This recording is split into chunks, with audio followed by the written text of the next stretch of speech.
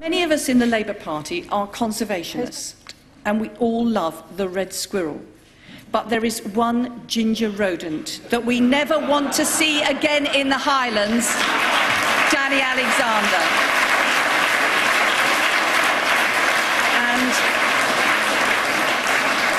And there's something deeply unnatural that's happening in Scotland. Without asking anyone in Scotland, the government has been carrying out a programme of genetic modification, political genetic modification. This mutation has contaminated every Lib Dem councillor. It's affected every Lib Dem MP and every Lib Dem MSP. They've all mutated into something alien to Scotland, Tories. And there's only one thing to do.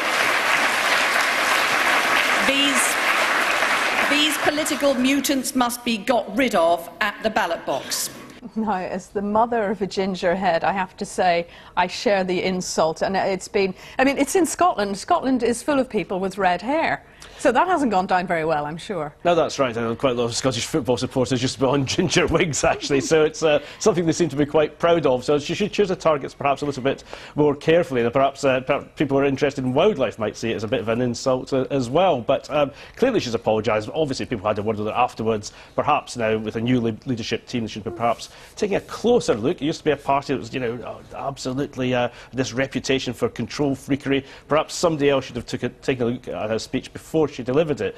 But it's been a weird week, though, of political hyperbole, hasn't it? I mean, we had a Labour frontbencher, Chris Bryant, talking about the sociological cleansing of people from London, a criticism of the Lib Dem and Conservative policy on housing benefit. The Mayor of London, Boris Johnson, talking about Kosovo-style immigration from central London. But I think the reason that this is perhaps more damaging is, although you get a lot of knockabout in politics, it was so clearly a personal attack rather than simply attacking the kind of policies which Danny Alexander is pursuing. Did Danny Alexander respond?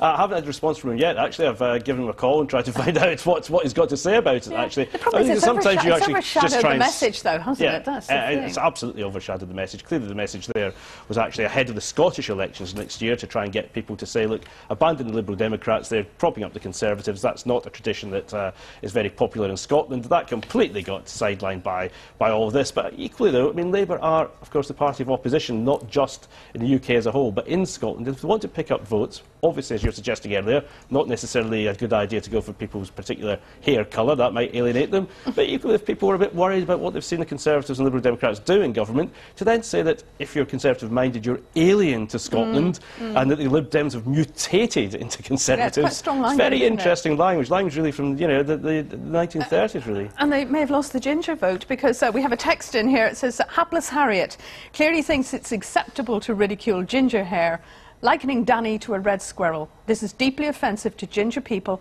and to squirrels.